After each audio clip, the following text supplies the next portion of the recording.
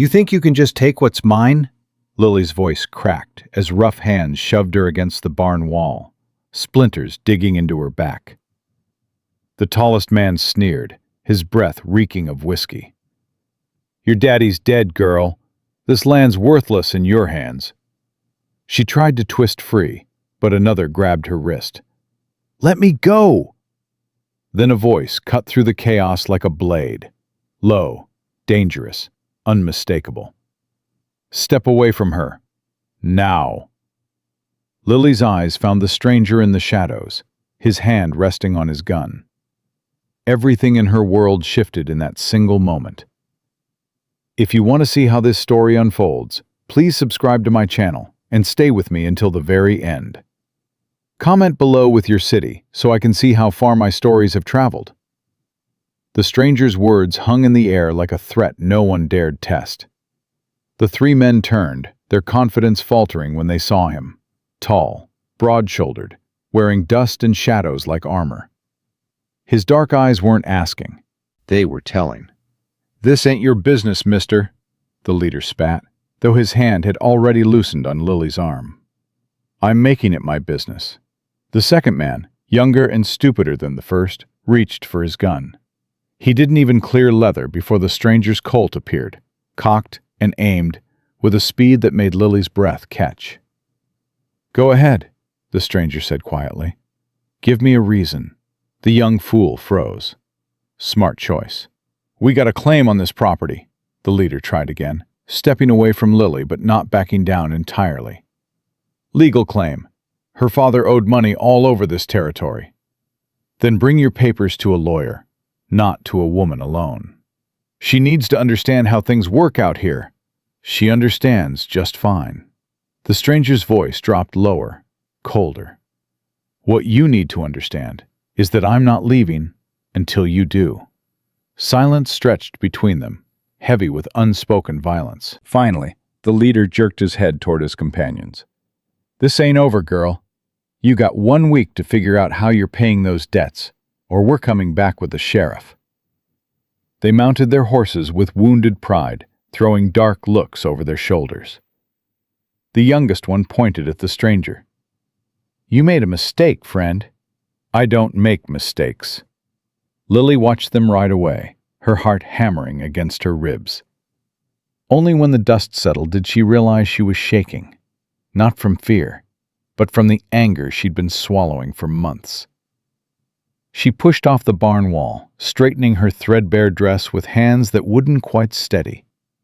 Thank you, she managed, though the words felt inadequate. I don't know who you are, but Jack Sullivan. He holstered his gun with practiced ease, finally looking at her directly. His eyes were darker than she'd thought, carrying weight she recognized. Loss. The kind that doesn't heal clean.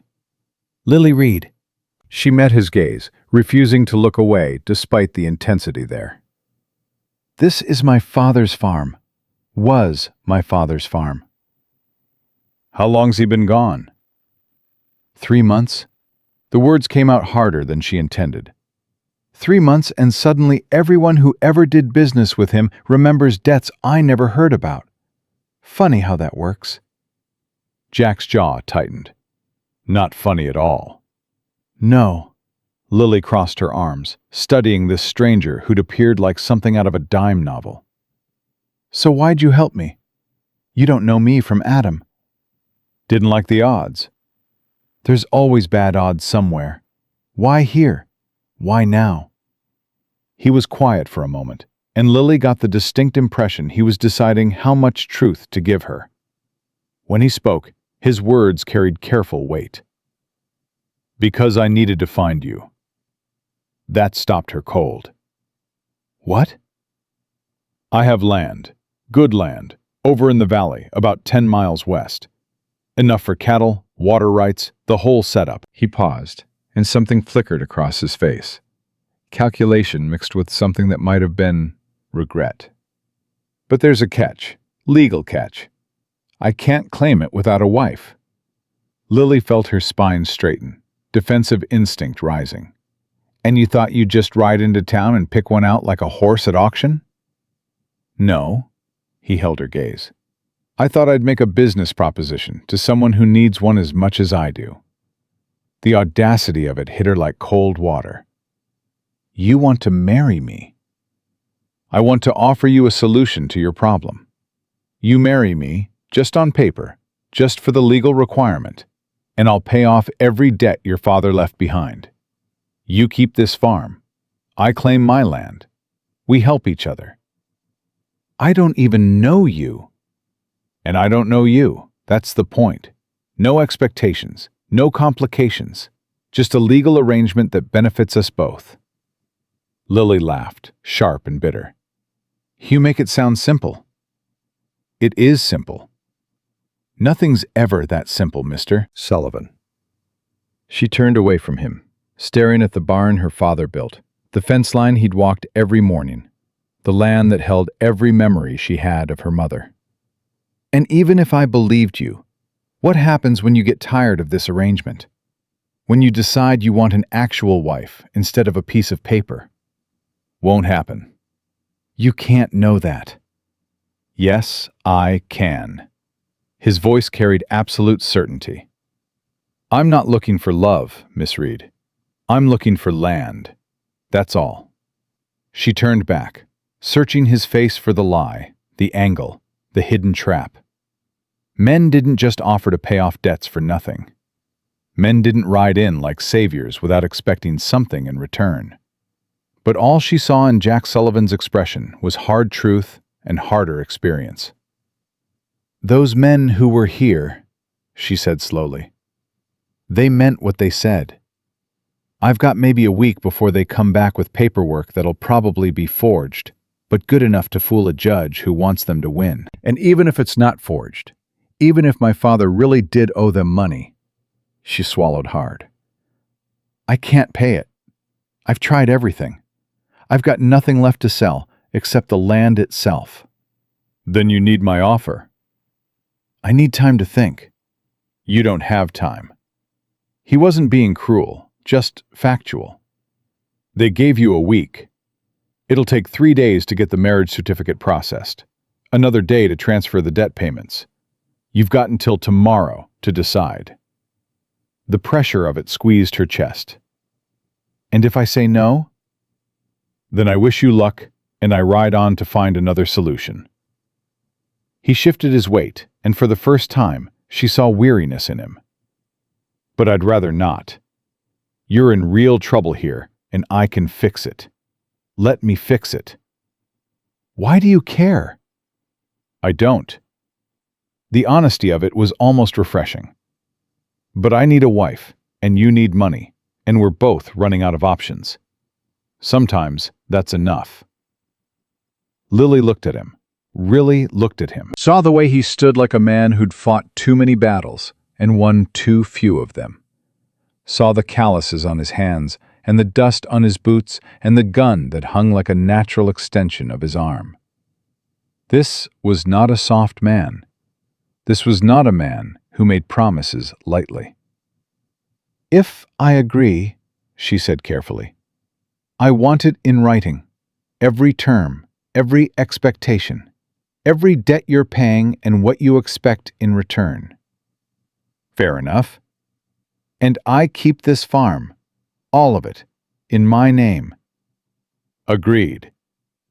And if either of us wants out of this arrangement after a year, we can dissolve it. Clean. No arguments.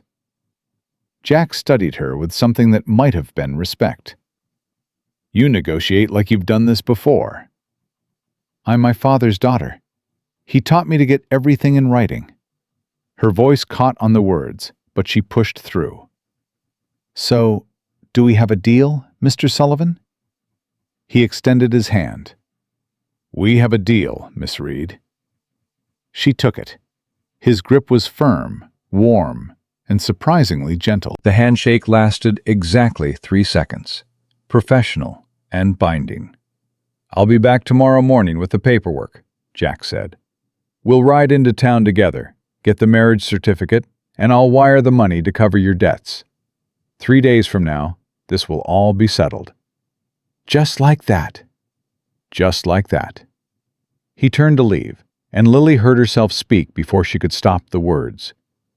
"Mr. Sullivan? Those men you ran off, they're not going to forget this. They're going to come after you, too, now." Jack paused, glancing back over his shoulder. Let them try.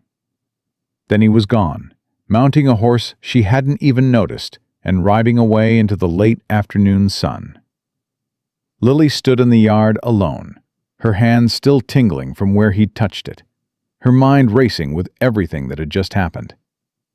She'd agreed to marry a complete stranger. She'd agreed to tie her life to a man she knew nothing about, except that he could draw a gun faster than anyone she'd ever seen, and spoke with the kind of certainty that came from never being proven wrong.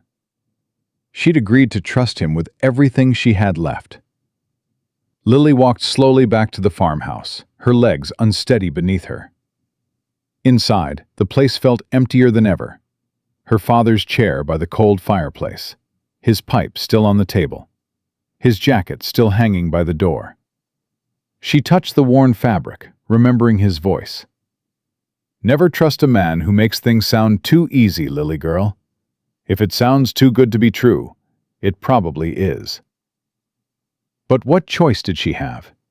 The debts were real, the threats were real, and Jack Sullivan's offer, however strange, was the only lifeline she'd been thrown in 3 months of drowning.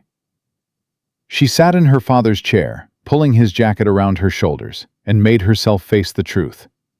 Tomorrow, she would become Jack Sullivan's wife, and she had no idea if she was making the smartest decision of her life or the worst mistake she'd ever make. The sun set slowly, painting the sky in shades of orange and red. Lily didn't move. She sat in the growing darkness, listening to the sounds of the farm. The cattle lowing in the distance, the wind rattling the loose shutter she'd been meaning to fix, the creak of old wood settling. This was home.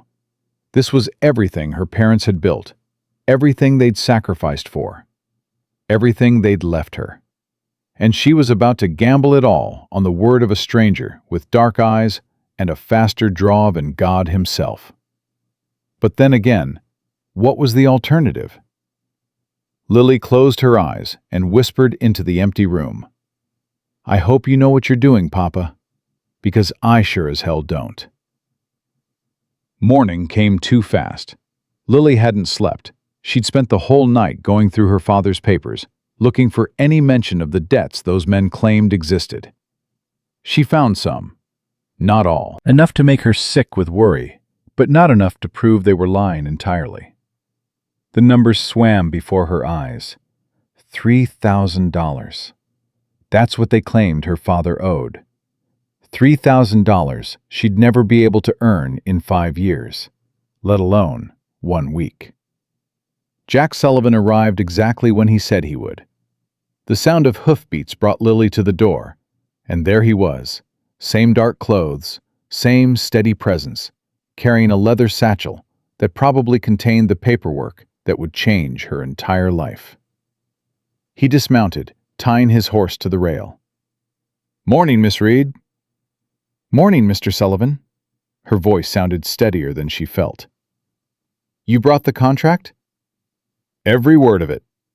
He pulled papers from the satchel, handing them over. "Read it through. Take your time. If anything's not right, we'll fix it before we go to town." Lily took the papers to the porch, sitting in the morning light to read. Her hands shook slightly as she unfolded them. The contract was exactly what he'd promised. Marriage certificate to be filed in Dusty Ridge. Payment of all verified debts associated with the Reed farm not to exceed $5,000. The farm to remain in Lily Reed's name, with Jack Sullivan having no claim to it. Either party could dissolve the marriage after 1 year with no penalty and no claim on the other's property. It was clean, fair, almost too fair. "Why 5,000 when the debts are only 3? She asked without looking up. "Because I don't trust those men not to discover more debts once the first ones are paid. This covers everything, real or invented." She looked at him then, searching for the angle, the trap, the hidden cost. "What exactly do you get out of this, Mr. Sullivan? You're paying $5,000 for a piece of paper. That's a steep price for land you haven't even claimed yet." Jack leaned against the porch rail, his expression unreadable. "The land's worth 10 times that, maybe more. It's got water, timber, grazing range for 1,000 head of cattle.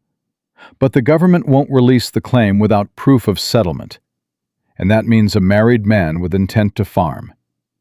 They've got their rules, and I've got to follow them. So you need me to make you look respectable. I need you to make me legal. There's a difference." Lily read through the contract one more time, then signed her name at the bottom. Her handwriting looked small and uncertain next to the bold legal text. "All right, Mr. Sullivan. Let's go get married." The ride to town was quiet. Lily sat beside Jack on the wagon seat, acutely aware of how little space separated them. How strange it felt to be alone with a man she barely knew. He drove with easy competence, his attention on the road ahead, giving her the silence she needed to wrestle with what she was about to do. Dusty Ridge appeared on the horizon, a collection of wooden buildings fighting against the wind and dust, home to maybe 300 people who all knew everyone else's business. By nightfall, the whole town would know that Lily Reed had married the mysterious stranger who'd ridden in yesterday. Let them talk. She'd stopped caring about reputation the day her father died and left her to fight alone. Jack pulled the wagon up in front of the courthouse, a squat building with peeling paint and a crooked sign. "You ready?" "No," she met his eyes. "But let's do it anyway." They walked inside together, and Lily felt the weight of what was about to happen settle over her shoulders like a heavy cloak. This was real. This was happening. In a few minutes, she would be Mrs. Jack Sullivan, bound to a stranger by law and necessity. The clerk barely looked up when they approached. "Help you?" "We need a marriage certificate," Jack said evenly. "Names?" "Jack Sullivan and Lily Reed." The clerk's eyes flickered with interest then, focusing on Lily. "Lily Reed? Tom Reed's daughter?" "Yes." "Heard about your troubles. Sorry about your father." "Thank you." The clerk pulled out the necessary forms, and Lily watched as Jack filled them out with steady handwriting.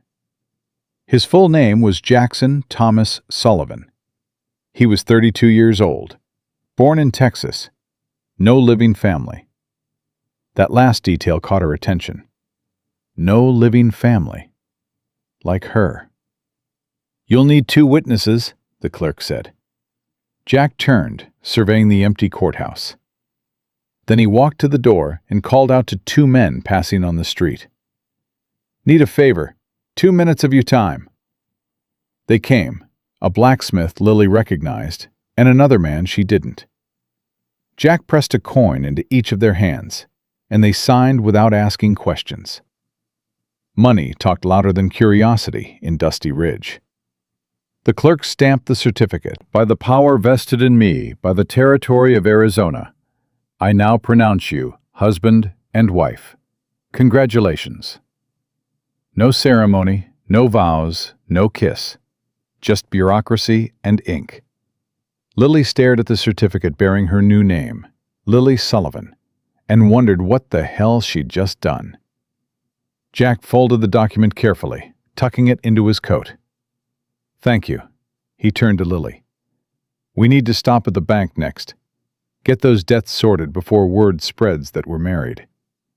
She nodded mutely, following him out into the harsh sunlight. Mrs. Jack Sullivan. The name felt foreign in her mind, like wearing someone else's dress. At the bank, Jack was all business. He withdrew $5,000 in banknotes and asked for a ledger of all outstanding debts against the Reed property. The banker's eyes went wide when he saw the amount of money, then wider still when he realized who Lily was with. Mr. Sullivan, I'm not sure we have complete records. Then get them. Every debt, every claim. I want everything documented before I pay a single dollar. It took 2 hours. 2 hours of paperwork and verification. 2 hours of watching Jack methodically dismantle every claim against her father's farm. Some debts were legitimate. Feed store bills, equipment loans, medical expenses from her father's final illness. Others were questionable at best. Barely legal schemes designed to take advantage of a grieving daughter. Jack paid them all without comment, watching each creditor sign the release forms with cold satisfaction. By the time they were done, Lily's farm was free and clear, and the whole town knew that Jack Sullivan had just spent a fortune to protect his new wife's property. Walking out of the bank, Lily felt like she'd stepped into someone else's life. You didn't have to pay the questionable ones. Yes, I did. Otherwise, they'd keep coming back, keep finding new ways to make your life hell. This way it's done. Finished. You're free. Free. The word should have felt like victory, but instead, it felt like obligation. I owe you everything now. Jack stopped walking, turning to face her on the dusty street. You don't owe me anything. We have a contract. I got what I needed, a wife on paper so I can claim my land. You got what you needed, your debts paid and your farm secured.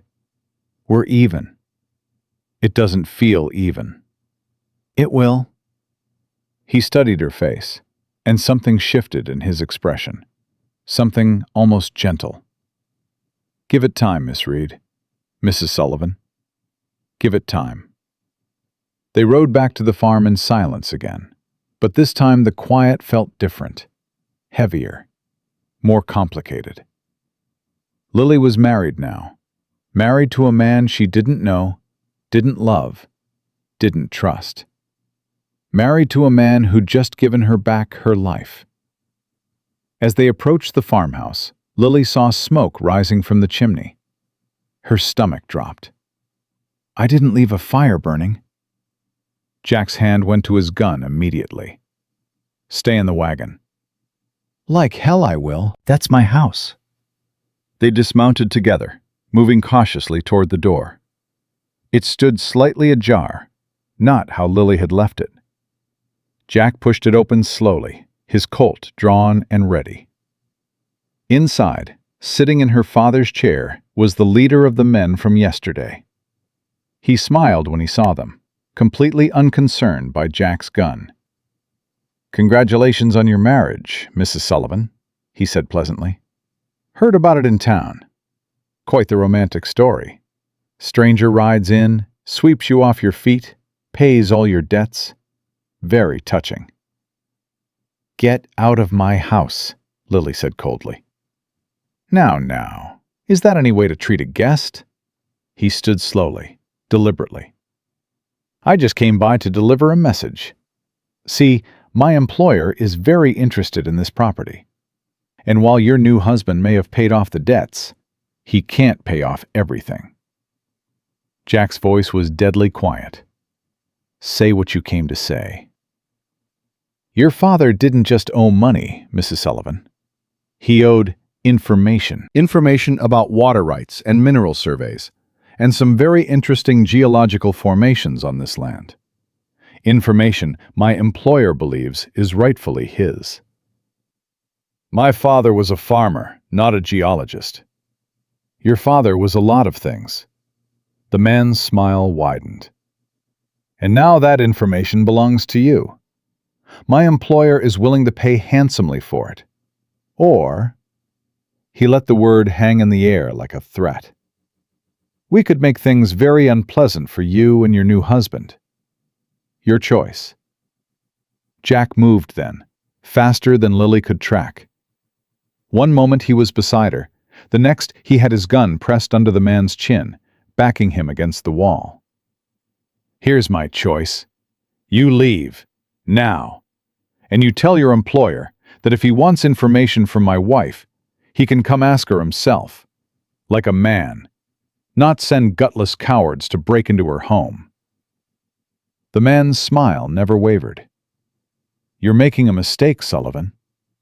"No, you are." For a long moment they stood frozen, Jack's gun steady, the man's eyes cold with calculation. Then the man laughed, low and mocking. "All right, have it your way, but don't say I didn't warn you." Jack stepped back, letting him move toward the door. The man paused on the threshold, looking back at Lily. "Think about what I said, Mrs. Sullivan. My employer always gets what he wants. Always. The only question is how much pain it takes to get there." Then he was gone, leaving them standing in the violated sanctity of Lily's home. She moved to the door, slamming it shut and throwing the bolt. Her hands were shaking again, but this time it wasn't fear. It was rage. Who the hell is his employer?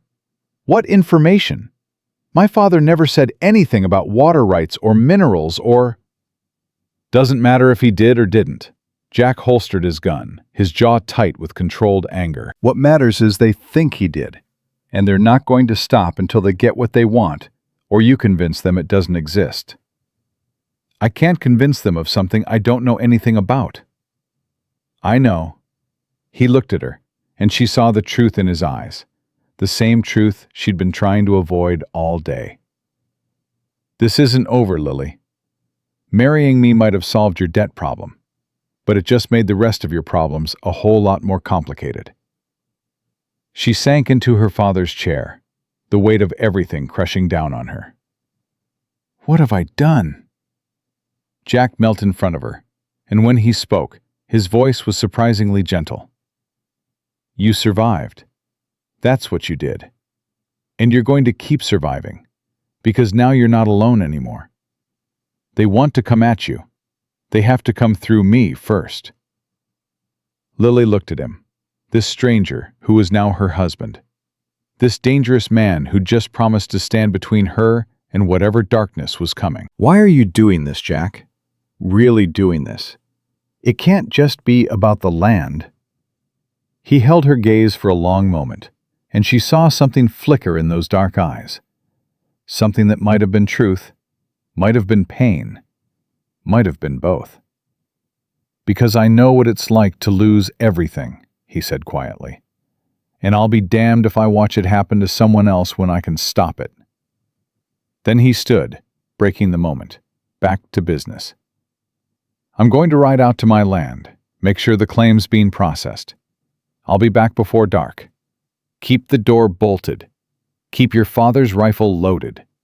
And if anyone comes around who you don't trust, you shoot first and ask questions later. Jack, I mean it, Lily. These men aren't playing games.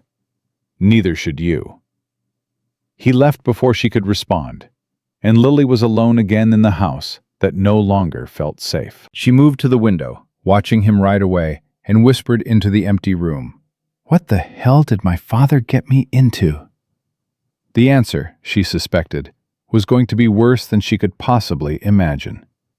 And her new husband, her stranger, her protector, her legal partner in this dangerous dance, might be the only thing standing between her and complete destruction. The sun began its slow descent toward the horizon, and Lily Reed Sullivan sat in the gathering shadows, holding her father's rifle across her lap, wondering if she'd just married her salvation or her doom. Either way, there was no going back now. She didn't sleep that night either. Every creak of the house, every whisper of wind against the windows, every distant sound from the cattle sent her hand to the rifle. Lily sat in the darkness, her father's gun across her knees, waiting for danger that never came.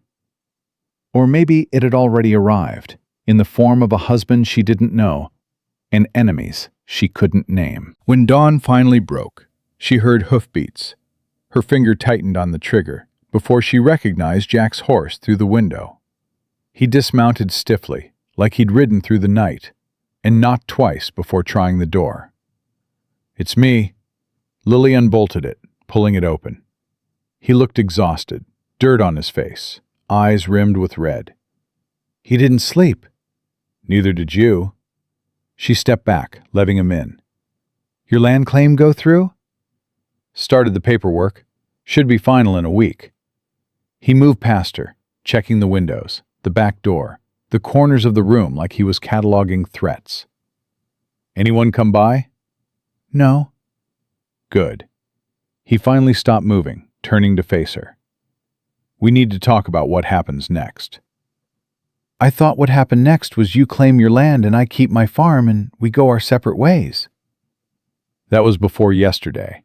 Before those men made it clear they're not going to leave you alone. Jack pulled off his hat, running a hand through his dark hair. I'm not leaving you here by yourself. Not until we figure out what they want and how to stop them. Lily felt something tight coil in her chest. You don't owe me that.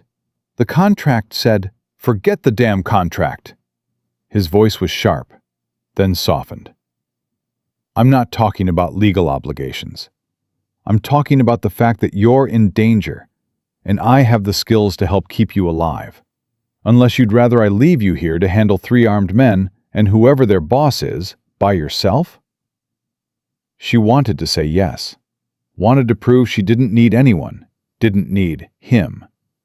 But her father had raised her to be practical, not stupid. How long? Until the threat's gone, or until we find out what they're really after.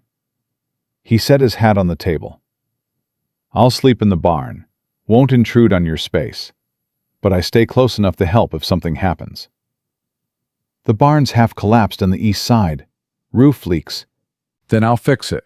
Show me what needs doing around here, and I'll earn my keep while I'm watching your back. Lily studied him, this stranger who kept making promises that sounded too good to be real. Why do you know how to do this? Do what? Fight, protect, read danger before it arrives. She gestured at the way he'd positioned himself, with clear sight lines to both doors. You're not just a rancher looking for land. You've done this before. Jack's jaw tightened. Yes. What were you? Lawman? Soldier? Does it matter? It does if I'm trusting you with my life. They stared at each other across the small room, and Lily saw the exact moment he decided to give her truth instead of deflection. Texas Ranger, 5 years. Got out 2 years ago. Why'd you leave? Because I was good at catching bad men and terrible at watching them hang. He picked up his hat again, turning it in his hands. And because the badge started feeling heavier than the gun. So I left. Headed west, tried to find something that didn't involve violence. How's that working out for you? His laugh was bitter. About as well as you'd expect. Lily moved to the stove, needing something to do with her hands. I've got coffee. Probably tastes like dirt, but it's hot. Dirt coffee sounds perfect. She poured 2 cups, handing him one. Their fingers brushed in the exchange, and she pulled back like she'd touched fire. Jack noticed, but didn't comment, wrapping both hands around the cup instead. Those men yesterday, Lily said carefully. The ones who want information about my father. You think they'll come back? I know they will. Question is when and how many they'll bring with them. So what do we do? We get ready, make this place defensible, and we figure out what your father knew that's worth killing for. Lily sipped her coffee, thinking about her father's final weeks. The fever, the delirium, the way he'd clutched her hand and mumbled about water and stones and keeping secrets buried. She'd thought it was just the sickness talking. He said something before he died. Didn't make sense at the time. Jack's attention sharpened. What did he say? He kept talking about the canyon. The Red Canyon, where the water runs underground. Said there was something there that men would kill for, but he'd hidden it where they'd never find it. She shook her head. I thought he was just confused. Fever dreams. Was there a canyon on his property? No, the land's flat for miles. No canyons anywhere near here. Then maybe he wasn't talking about your property. Jack set down his cup. Maybe he was talking about mine. The words hung between them, heavy with implication. Your land has a red canyon? With a spring that runs underground most of the year. Comes up in 3 places across the valley. He was already moving toward the door. I need to ride out there again. If your father hid something on land I'm about to claim, I need to know what it is before those men figure it out. I'm coming with you. No, too dangerous. It's my father's secret. I have a right to know what he died protecting. Lily grabbed her father's jacket from the hook. Besides, you said yourself you're not leaving me alone, so either I come with you or you stay here. Your choice. Jack looked like he wanted to argue, but something in her expression must have convinced him. Fine, but we go armed, and if I tell you to run, you run. No questions. Agreed? Agreed. They rode out within the hour, Lily on her father's old mare, Jack on his stallion. The morning was clear and cold, the kind of weather that made everything feel sharper, more real. Lily hadn't been off her property in weeks, and seeing the open territory stretched before her felt like breathing after being underwater. Tell me about this land of yours, she said as they rode. Valley land, protected on 3 sides by ridges. Good grass, good water, room for 1,000 head once I build it up. His voice carried a different quality when he talked about the land, something almost soft. Saw it 3 years ago. Knew it was the place I'd been looking for. But the bureaucracy takes time, and the marriage requirement... He trailed off. You couldn't find a wife the normal way? Didn't want one the normal way. Didn't want expectations or complications, or someone hoping I'd be something I'm not. He glanced at her. No offense. None taken. I didn't want a husband the normal way either. Lily adjusted her grip on the reins. My father used to say marriage was a partnership, not a romance. Said the best marriages were built on respect and shared work, not flowery words and grand gestures. Smart man. He was. Right up until he got himself killed over some secret he should have told me about. They rode in silence for a while, the horses' hooves steady on the packed earth.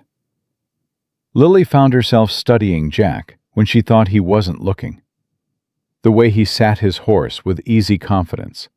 The way his eyes constantly scanned the horizon. The way his hand never strayed far from his gun.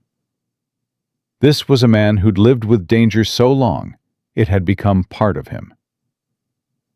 You ever been married before? The question escaped before she could stop it. No. Ever come close? Once. He didn't elaborate. What happened? She wanted a man who'd settle down, raise kids, build a white fence around a perfect life. His voice was flat, emotionless. I wanted to keep wearing the badge and hunting bad men. We both got what we wanted, just not with each other. You regret it? I regret that I couldn't be what she needed, but I don't regret being honest about who I was. He looked at her then, really looked at her. That's why this arrangement works, Lily. We're not lying to each other about what we want or who we are. It's the truth, clean and simple. And truth's a hell of a lot easier to live with than broken promises. Before Lily could respond, Jack pulled his horse up short, his body going tense. Someone's been here. She saw it then, fresh tracks in the dirt, leading toward a cluster of rocks ahead. Multiple horses, recent enough that the edges of the hoofprints were still sharp. Jack dismounted, studying the ground. 3 riders, maybe 4, came through this morning. He looked up at the rocks, then back at Lily. Stay with the horses. If shooting starts, you ride like hell back to your farm and don't stop. Jack, I mean it. He moved forward on foot, gun drawn, approaching the rocks with the careful precision of someone who'd done this 100 times before. Lily watched, her heart hammering, her hand on her own pistol. Then she heard Jack swear, low and vicious. "What is it?" She couldn't stop herself from dismounting, moving toward him. "I said, stay back!" But she was already there, seeing what he'd found. A man, tied to one of the rocks, beaten badly enough that his face was barely recognizable. Blood everywhere. And carved into his chest, crude but clear. "The Sullivan woman pays, or more die." Lily's stomach turned. Oh God, is he? Alive, barely. Jack was already cutting the ropes, easing the man down. "Lily, I need water, and cloth for bandages, now." She ran back to the horses, grabbing the canteen and tearing strips from her own underskirt. When she returned, Jack had the man laid out, checking his wounds with practiced efficiency. "You know him?" Jack asked. Lily looked at the battered face and felt ice in her veins. "He works at the general store in town. His name's Charlie. He's got a wife, 3 kids. He's also got a message for you." Jack's voice was tight with controlled rage. "They're not just threatening you anymore. They're making examples, showing you what happens to anyone associated with you." Charlie's eyes fluttered open, focusing weakly on Lily. "Mrs. Sullivan, they said, tell you, the canyon. They know." "Don't talk," Jack ordered, but Charlie clutched at Lily's sleeve. "They know your father found something. Said they'd burn every farm between here and Tucson until someone tells them where it is." He coughed, blood on his lips. Said they'd start with yours." Then he passed out, his hand going limp in Lily's grasp.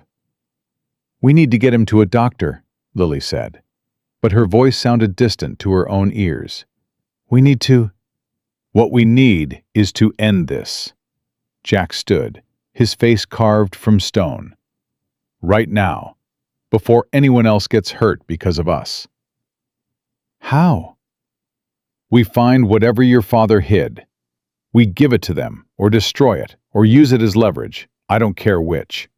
But we stop running and start fighting back." He looked at her, and she saw the Texas Ranger in his eyes now, the man who'd hunted bad men for 5 years. "You with me?" Lily thought about Charlie's 3 children, thought about her farm burning, thought about Jack standing between her and destruction with nothing but a gun and a promise. "I'm with you." They loaded Charlie onto Jack's horse, Jack riding double with Lily on her mare. The ride back to town was tense, every shadow a potential threat, every sound a possible ambush.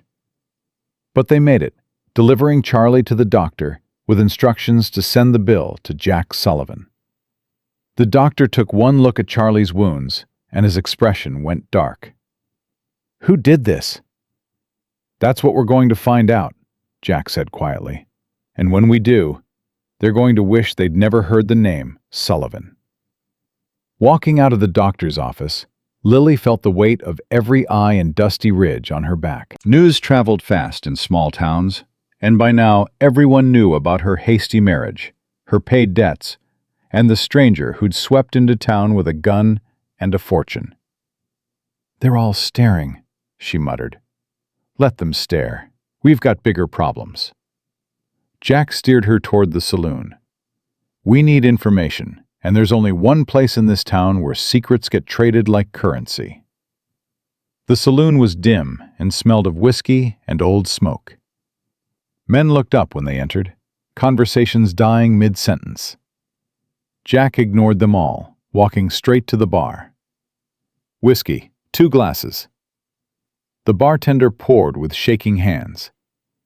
"Mr. Sullivan, heard about Charlie. Terrible thing." "You know who did it?" "I don't know nothing about nothing." But his eyes flickered toward a table in the corner, where 3 men sat watching them with predatory interest. Jack picked up both glasses, carrying them to Lily at a table near the wall. "Those 3 in the corner. You recognize them?" Lily glanced over, trying to be subtle. Never seen them before. They're hired guns. I can smell them from here. He sipped his whiskey, his body language relaxed, but his eyes hard. They want us to know they're watching. It's intimidation. It's working. Don't let it. Fear's what they count on. He set down his glass. Your father was a practical man, right? If he found something valuable and wanted to hide it, where would he put it? I don't know. He never talked about... Lily stopped, memory stirring. Wait, when I was little, maybe 8 or 9, he took me on a trip. Said he was checking on an old friend's property. We rode for 2 days, camped overnight. There was a canyon, red rock walls, a spring. Was it my land? I don't know. I was too young to pay attention to property lines. But there was a cave. My father went inside alone, told me to wait outside. He was in there for over an hour. She looked at Jack. When he came out, he was different, quiet, worried. Made me promise never to tell anyone we'd been there. And you never went back? Never had reason to. It was just a strange trip I barely remembered until now. Lily's hands tightened around her glass. Jack, what if whatever he found is still there? What if that's what these men are after? Then we're going to find it first. One of the men from the corner table stood, walking toward them with deliberate slowness. He was tall, scarred, wearing a gun like it was part of his anatomy. When he reached their table, he smiled, the kind of smile that promised violence.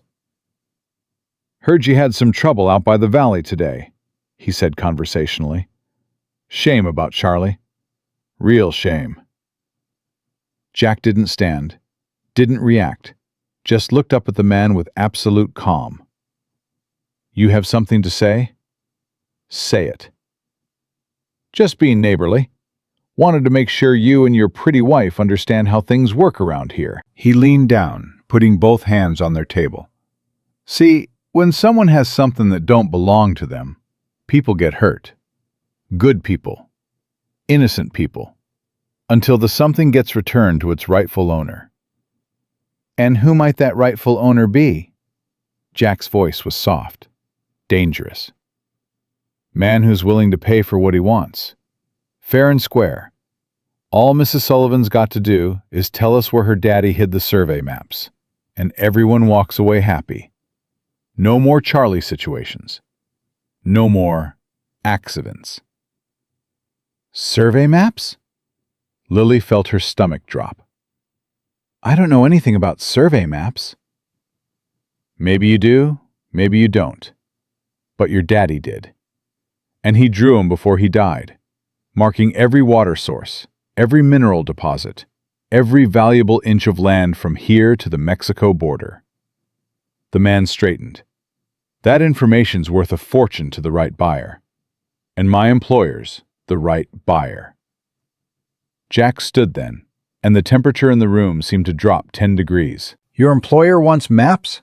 He can come ask for them himself. Man to man. Not send lackeys to beat innocent shopkeepers and threaten women. The scarred man's smile widened. Careful, Sullivan. You're new here. Don't know the rules yet. But you'll learn. Everyone does. Eventually. The only thing I need to learn is your name. So when I put you in the ground, I can tell the undertaker what to carve on your marker. The saloon went dead silent. Men shifted in their chairs, hands moving toward guns. The scarred man's eyes went cold and flat. Name's Cutter, and you just made the biggest mistake of your life. I've made bigger. For 5 seconds, nobody breathed. Then Cutter laughed, backing away with his hands up in mock surrender. I like you, Sullivan. Got stones. But stones don't stop bullets. He tipped his hat to Lily. Ma'am, give my regards to your husband when they bring what's left of him home. He walked out, his companions following. The moment the saloon doors swung shut, conversation erupted. Nervous, excited, scared. Jack sat back down, finishing his whiskey like nothing had happened. "We're leaving. Now. Out the back." "Jack, what did you just do?" "Bought us time. Maybe a day, maybe less. But they can't kill us if they don't know where the maps are. And now I've made it clear that killing me won't get them any closer to finding out." He stood, taking her arm. "Come on, we've got work to do." They left through the back door, retrieving their horses and riding hard for Lily's farm. The sun was setting by the time they arrived, painting the sky blood red. Inside the farmhouse, Jack immediately started going through her father's belongings. Where did he keep his important papers? "There's a desk in his room, top drawer." Jack found it, pulling out deeds, receipts, letters, nothing that looked like survey maps. "Where else? Secret places, hiding spots." "I don't know. He never told me about any of this." Lily felt frustration and fear warring in her chest. He was my father. He was supposed to trust me with these things. Jack stopped, looking at her across the small room. "He was trying to protect you. If you didn't know, you couldn't be forced to tell." "Well, it didn't work. Now people are getting hurt anyway, and I can't help because I don't know what the hell I'm supposed to know." She slammed her hand against the wall, anger finally breaking through. "He should have told me, should have prepared me, should have given me something more than debt and secrets and danger." Jack crossed to her, and for a moment Lily thought he might touch her, comfort her. But he just stood close, his presence solid and steady. "Your father did the best he could with what he knew. That's all any of us can do." "It wasn't enough." "No, but we're going to make it enough." He turned back to the desk. "Help me look. Anything unusual, anything out of place, anything he might have used as a hiding spot." They searched for 2 hours, pulled out drawers, checked under floorboards, examined every book and box and piece of furniture. Nothing. Lily sat on her father's bed, exhausted and defeated. Maybe the maps don't exist. Maybe it's all a mistake. Men don't beat other men half to death over mistakes. Jack was still moving, still searching, his focus absolute. The maps exist. Your father hid them. We just have to think like he did. I don't know how to think like him anymore. I thought I knew my father, but this man, the one with secrets and surveys and hidden caves, I don't know him at all. Jack stopped then, really stopped, and looked at her. Yes, you do. You know he loved you. You know he tried to protect you. Everything else is just details. Something in his voice made her look up, and she saw understanding in his eyes. The kind that came from shared loss, shared pain. You lost someone too.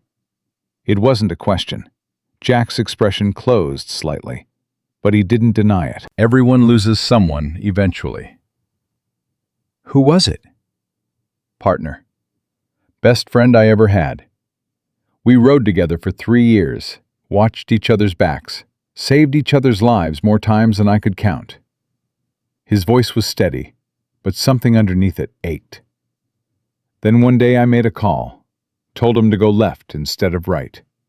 He went left, walked straight into an ambush, died before I could reach him. Jack, I don't want sympathy. I'm just saying I understand what it's like to lose someone who mattered. And I understand what it's like to be angry at them for leaving, even when you know it wasn't their choice. He met her eyes. Your father didn't want to die and leave you with this mess. He didn't want any of this. So don't be angry at him. Be angry at the men who are trying to profit from his death. Lily felt tears prick her eyes, but she blinked them back. How do you do that? Stay so calm when everything's falling apart. Practice. Lots of practice. He moved to the window, checking the darkening landscape outside, and focusing on what I can control instead of what I can't. What can we control right now? We can control getting ready for when they come. Because they're coming, Lily. Tonight, tomorrow, soon. And when they do, we need to be ready to fight or ready to run. She stood, exhaustion replaced by determination. Then let's get ready. They spent the next hours fortifying the farmhouse as best they could. Moved furniture to block windows, loaded every gun they had, filled buckets with water and sand in case of fire. Jack worked with quiet efficiency, checking every angle, every weakness, every potential threat. Around midnight, he finally stopped. That's all we can do tonight. Try to get some sleep. I'll keep watch. You need sleep too. I'll sleep when this is over. Lily wanted to argue, but she could see in the set of his shoulders that he wouldn't budge. Thank you, Jack. For staying. For helping. For giving a damn about what happens to me, even though you barely know me. I'm your husband.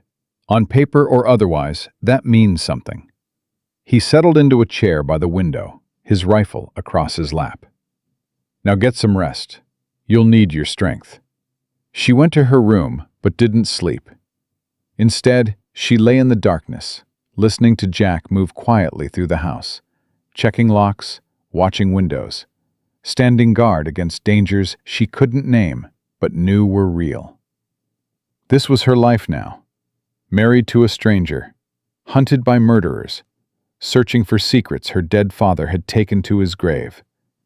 And somehow, impossibly, she didn't feel as alone as she had before Jack Sullivan rode into her life. That realization was almost as terrifying as everything else. The crash of breaking glass shattered the silence at 3 a.m. Lily was on her feet before her mind fully registered the sound, grabbing her father's rifle as Jack's voice cut through the darkness. Stay down. Don't show yourself at the windows. Another crash, this time from the back of the house. Then the acrid smell of smoke. They were burning her out. Jack appeared in her doorway, his face grim in the flickering light that was already visible through the cracks in the walls. They've lit the barn, trying to force us outside where they can pick us off. The cattle are already loose. I heard them driving the herd away 10 minutes ago. He grabbed her arm, pulling her toward the kitchen. We've got maybe 2 minutes before this whole place goes up. You ready to run? This is my home, Jack. My father's home. I'm not letting them burn it without a fight. Then we fight smart, not stupid. He was already moving, throwing open the root cellar door. Down there, now, there's a tunnel. Your father must have dug it years ago. Comes up near the creek bed about 50 yards out. How do you know about... Found it earlier when you were searching the house. Didn't mention it because I wasn't sure we'd need it. He practically shoved her toward the opening. Now we need it. Go!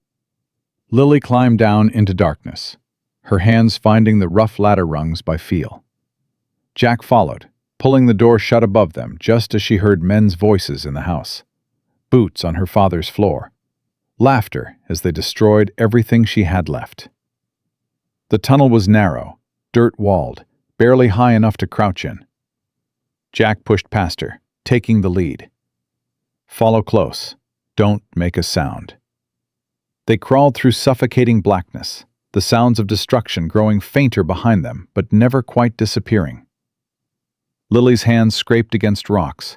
Her knees ached, her lungs burned from breathing stale air. Just when she thought she couldn't go another foot, Jack stopped. Trapdoor above. I'm going up first. If I don't come back down in 30 seconds, you run. Follow the creek east until you hit the main road, then get to the sheriff. Jack!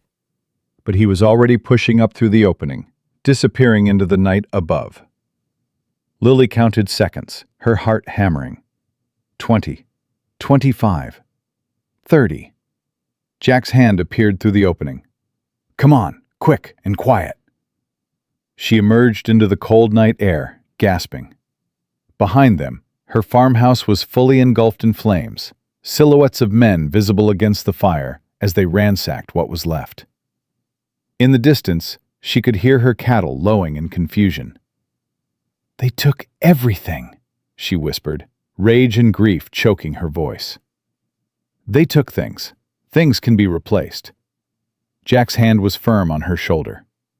"You're alive. That's what matters." "Where do we go now?" "The canyon. If we're going to end this, we need to find what your father hid before they do." He was already moving, low and fast through the brush. "They'll search the ruins, realize we're not there, then spread out looking. We've got maybe an hour's head start." They ran through darkness, stumbling over unseen obstacles, guided only by starlight and Jack's uncanny sense of direction. Lily's lungs screamed, her legs threatened to give out, but she kept moving because stopping meant dying. After what felt like hours, but was probably only 30 minutes, Jack pulled her down behind a cluster of rocks. "Rest. 2 minutes. Catch your breath." Lily collapsed, gasping. "How much farther?" "Mile, maybe 2. We'll make it." He was watching their back trail, his gun ready. "You doing okay?" "No, but I'm still moving, so I guess that counts for something." She looked at him in the dim light. "You saved my life back there." "Thank you." "Don't thank me yet. We're not out of this." He helped her to her feet. "Come on, canyon's due west from here." They kept moving, and Lily found herself wondering how this had become her life. Running through the night with a man she'd known for 2 days, fleeing from killers who wanted maps she'd never seen. A week ago, her biggest problem had been affording winter feed for the cattle. "Jack, what if we find the maps and they're not worth anything? What if my father died protecting something that doesn't matter?" "Then we burn them and tell these bastards to go to hell." His voice was hard. "But something tells me, if your father went to this much trouble, it matters plenty." The canyon appeared suddenly, a dark gash in the landscape. Even in the weak starlight, Lily could see the red stone walls her memory had preserved from childhood. Jack studied the terrain with professional assessment. "You remember where the cave was?" "North wall, I think. Maybe halfway up?" Lily squinted into the darkness. "But Jack, we can't see anything. We need daylight." "Daylight means they catch up to us. We don't have a choice." He pulled something from his pocket. Matches. "We make light, we take the risk. You ready?" They climbed the canyon wall by feel, Jack lighting matches only when absolutely necessary, each tiny flame lasting just long enough to show the next handhold. Lily's muscles trembled with exhaustion, but she kept climbing because the alternative was giving up, and she was her father's daughter. There! Jack's match illuminated an opening in the rock face, barely large enough for a man to squeeze through. "That it?" "I think so. God, I was so much smaller then. I don't remember it being this tight." Jack went first, contorting his body through the narrow passage. Lily heard him grunt with effort, then his voice echoed back. "It opens up inside. Come on through." She forced herself into the gap, rock scraping her shoulders, her hips, every inch a struggle.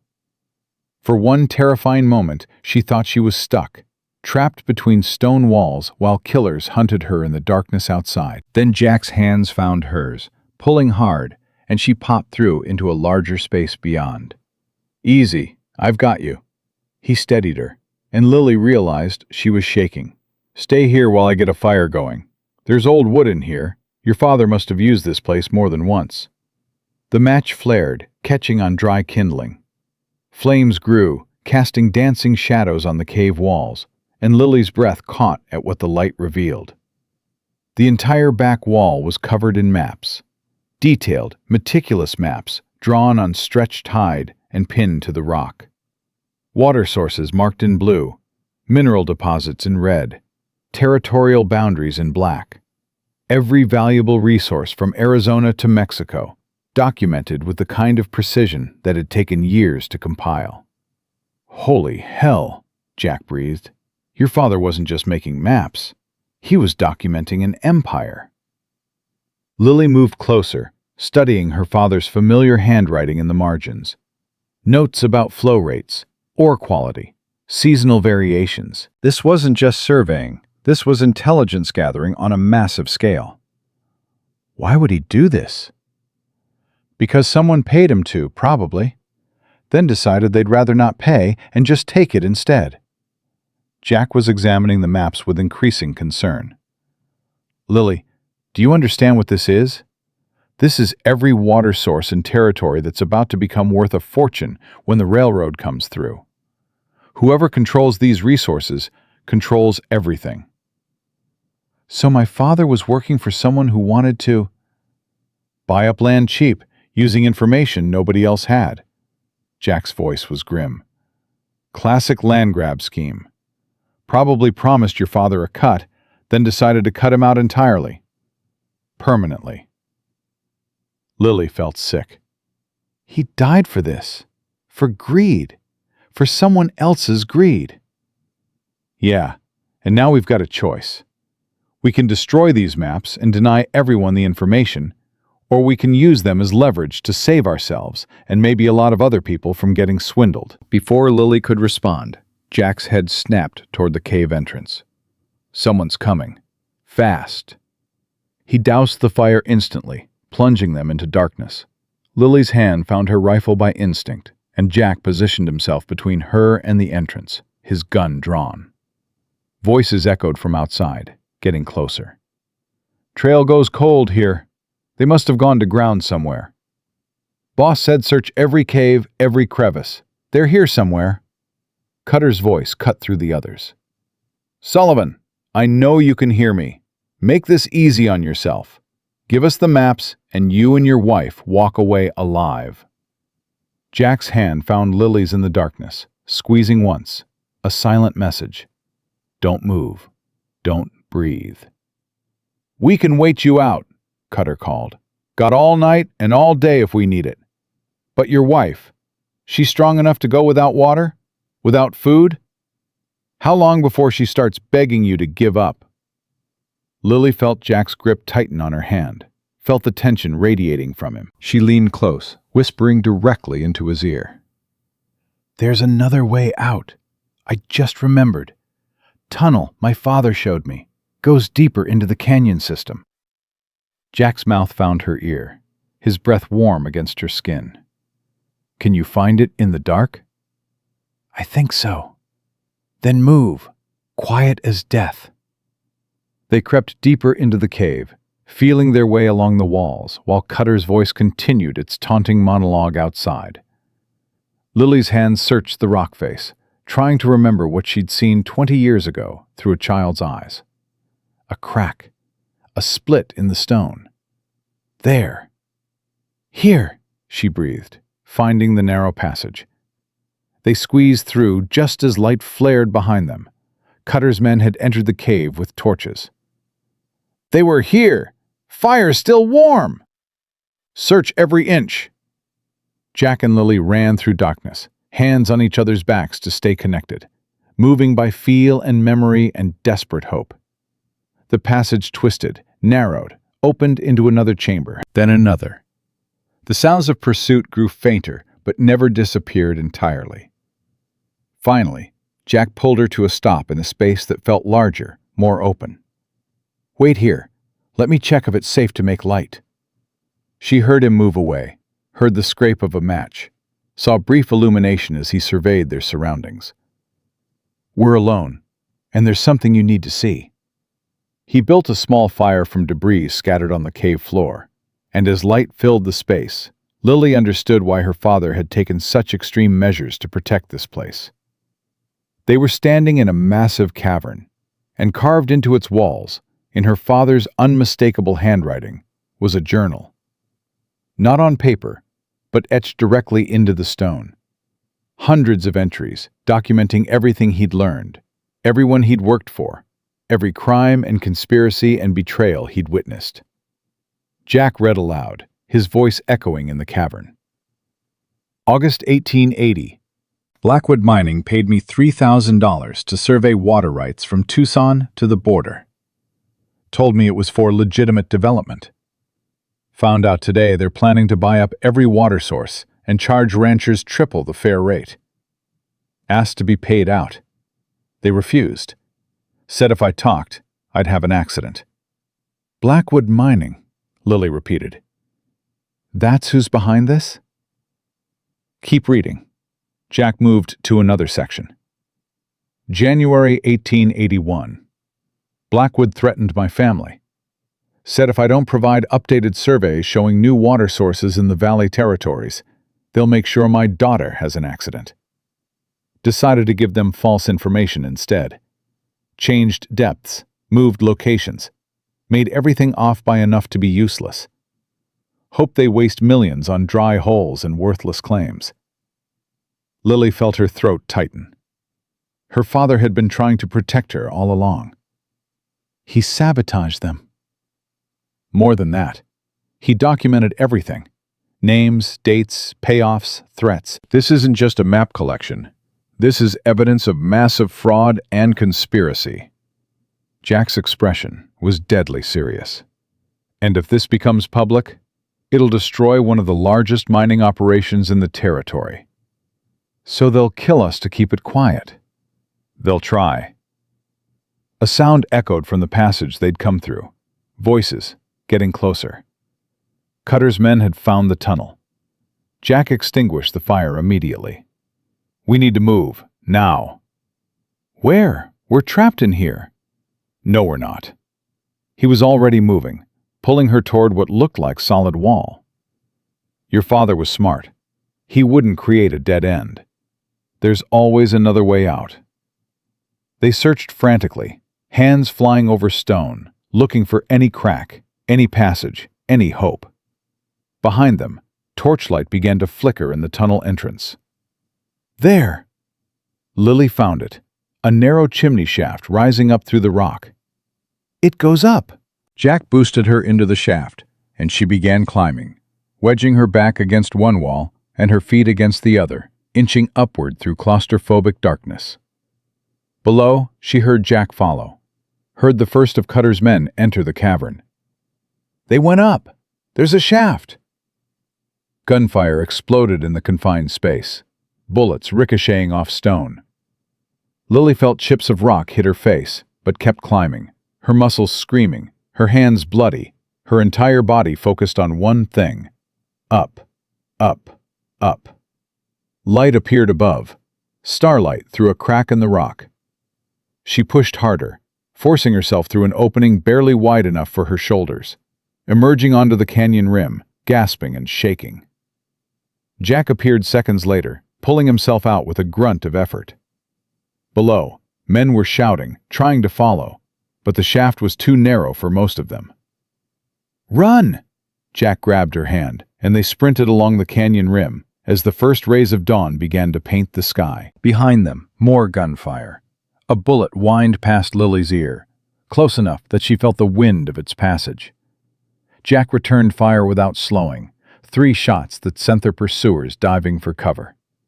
They ran until Lily's lungs felt like they were tearing apart, until her legs threatened to collapse, until the canyon was far behind them and the sun was fully up. Finally, Jack pulled her down into a dry wash, both of them gasping for air. Can't keep running, Lily managed between breaths. We're not going to. Jack checked his gun, reloading with practiced efficiency. We're going to end this. Today. Right now. How? We go to the law. Show them what your father documented. Bring down Blackwood Mining and everyone working for them. He looked at her, and she saw determination mixed with something that might have been concern. But to do that, we need to get to the territorial capital. That's where the federal marshals are stationed. That's 3 days' ride from here. 2 if we push hard. And we have to push hard, because Cutter and his men know where we're going now. They'll be racing us there. Jack stood, offering his hand to pull her up. Can you make it? Lily took his hand, letting him haul her to her feet. Every muscle in her body ached. She was filthy, exhausted, terrified. Her home was ashes. Her father's secrets were carved in stone that killers now knew about. And she was tied to a man she'd known for 2 days, who was asking her to ride for 2 straight days while being hunted. "I can make it," she said firmly. "Let's finish this." They walked until they found a small ranch, and Jack used the last of his ready cash to buy 2 horses from a suspicious rancher who clearly thought they were outlaws themselves. They rode out within the hour, pushing the animals hard, but not cruelly, covering miles with grim determination. By midday, they'd crossed into new territory. By evening, they'd put significant distance between themselves and Cutter's men. But Jack's expression remained tense, his eyes constantly scanning their back trail. "What's wrong?" Lily asked, as they let the horses rest near a small stream. "Too quiet. Too easy." He studied the horizon. They should have caught up by now. Cutter's got better horses, more men, local knowledge. There's no reason we should be this far ahead unless... Unless what? Unless they're not chasing us. Unless they've gone straight to the capital themselves. Jack's jaw tightened. If they get there first, they can spin this however they want. Make us look like criminals, thieves, liars. By the time we arrive, the marshals will arrest us on sight. Lily felt cold fear settle in her stomach. "So what do we do?" "We ride through the night. No stops, no rest. We beat them there, or we don't stand a chance." They mounted again, and Lily prepared herself for the longest night of her life. The hours blurred together, darkness, stars, the rhythm of hoofbeats, exhaustion so deep it became a physical weight crushing down on her. Jack rode beside her, silent and steady, occasionally reaching over to steady her when she swayed in the saddle. Around 3 in the morning, she started hallucinating, seeing her father in the shadows, hearing his voice telling her to be strong. Jack noticed, pulling closer, his hand on her arm keeping her anchored to reality. "Talk to me," he said quietly. "Stay awake. Tell me about your father.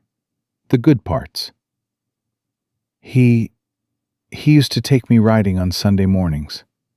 Her voice was slurred with fatigue. "Just the 2 of us. He'd tell me stories about when he was young, about my mother, about his dreams for the farm. Made everything seem possible." "He sounds like a good man." "He was. Until the end, when the secrets started eating at him. I watched him change, watched him get paranoid and scared. Now I know why." She looked at Jack through exhausted eyes. "He died trying to do the right thing, trying to stop people from being hurt. But he died alone and scared, and I couldn't help him because I didn't know." "You're helping him now, finishing what he started." "Am I?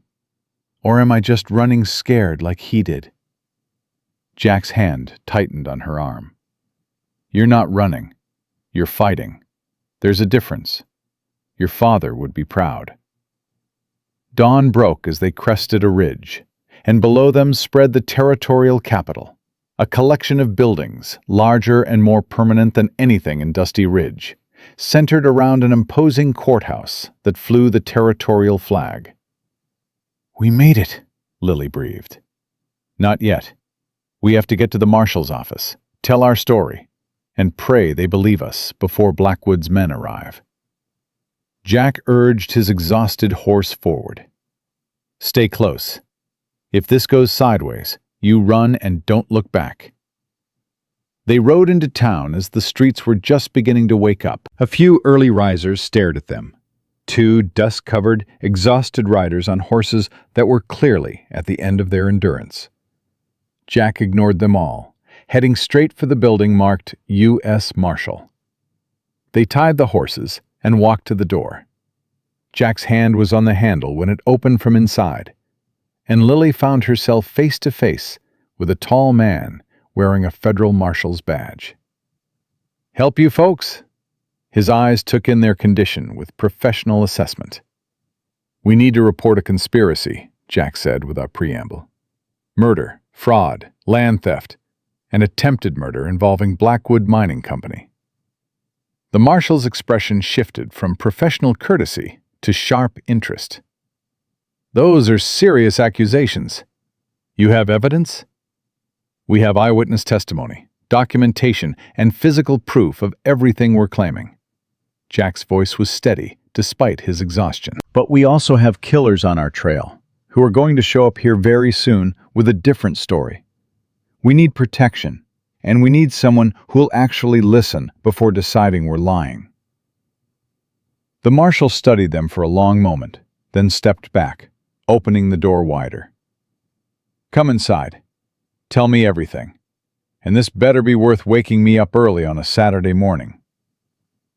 They walked inside, and Lily felt something loosen in her chest. Hope. Fragile, but real. But as they turned to enter the marshal's office, she saw through the window behind him, saw riders entering town, saw Cutter at the front of them, riding hard toward the courthouse. "Jack," she said quietly, "they're here."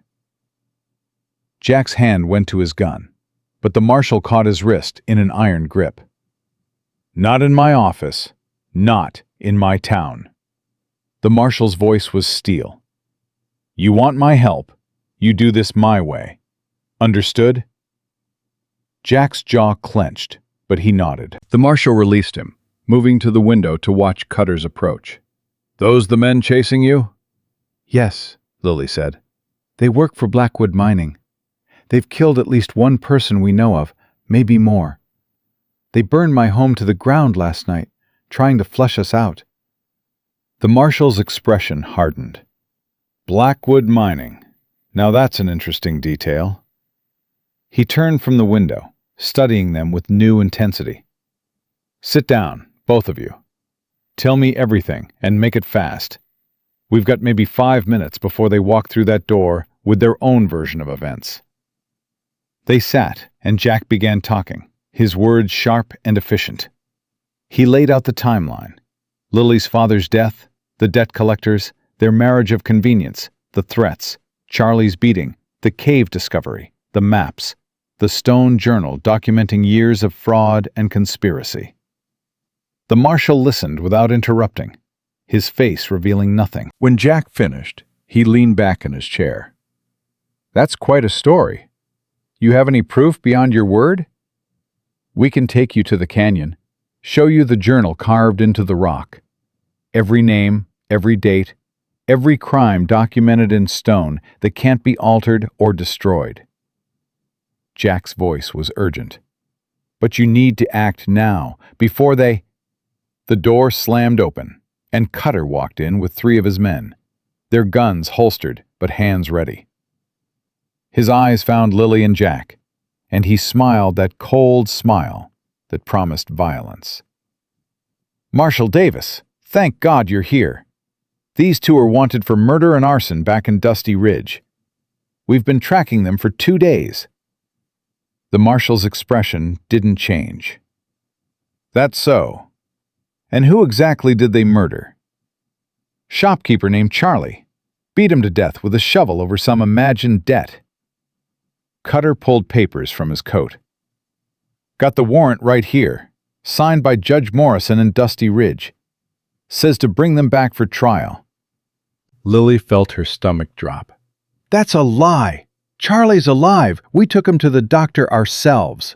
And we didn't burn anything. They burned my farm while trying to kill us." "Convenient story," Cutter said smoothly. "Problem is, Charlie died 3 hours after you left him at the docks, and multiple witnesses saw you 2 fleeing the scene of the fire. Judge issued the warrant based on sworn testimony from 6 upstanding citizens." "Upstanding citizens on Blackwood Mining's payroll," Jack said coldly. "How much did they pay for those signatures?" Cutter's eyes went flat and dangerous. "Careful, Sullivan. Making accusations you can't prove gets real expensive around here." The marshal held up his hand, silencing them both. "Let me see that warrant." Cutter handed it over, confident and smirking. The marshal read it carefully, then set it on his desk. "This is dated yesterday. Judge Morrison, you said?" "That's right." "Interesting. Because Judge Morrison died 6 months ago." Heart failure. I attended his funeral myself. The marshal's voice went cold. So either the dead are signing warrants in Dusty Ridge, or someone's committing fraud in a federal marshal's office. Which is it? Cutter's smile faltered for just a second, then recovered. "Must be a clerical error. New judge must have used the old stamps by mistake." "That would be quite a mistake, seeing as how the new judge's name is Henderson, and she's been very careful about using her own seal on every document." Marshal Davis stood slowly, his hand moving to his own gun. "You boys want to try again? Maybe tell me the truth this time?" "The truth is, you've got 2 fugitives sitting in your office, and we're here to collect them." Cutter's hand inched toward his gun. "Now, you can make this easy and hand them over, or we can do this the hard way. The hard way involves me arresting all 4 of you for attempted bribery of a federal officer and possession of fraudulent legal documents." The marshal's voice was dangerously quiet. "And then we ride to that canyon these 2 told me about, and see if their story checks out. If it does, you're looking at conspiracy to commit murder, fraud, and a whole list of federal crimes that'll put you in prison until you're too old to remember your own name." Cutter's men shifted nervously, hands hovering over their weapons.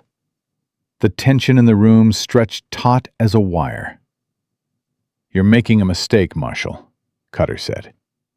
"Blackwood Mining owns half this territory. You really want to go up against them based on the word of 2 drifters? What I want is irrelevant. What matters is the law." Marshal Davis moved his coat aside, revealing his badge and his gun. "And the law says I investigate credible accusations, regardless of who's making them or who they're against. Now you boys can leave peaceful, or I can lock you up while I sort this out. Your choice."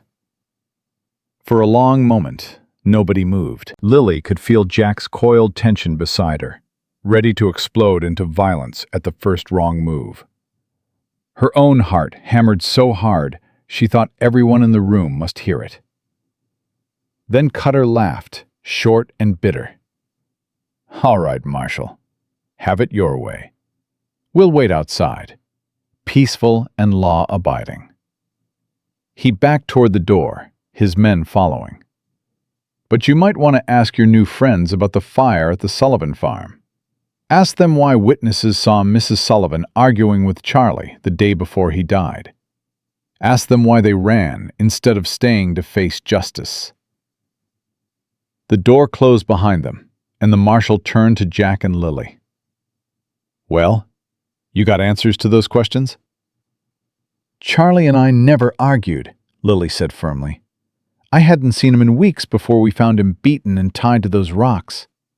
And we ran because they were burning us alive, not because we were guilty of anything." "The witnesses Cutter mentioned, they're all on Blackwood's payroll," Jack added. "Every single one. This is a setup designed to discredit us before we can reveal what Lily's father discovered." Marshal Davis studied them for a long moment, then nodded slowly.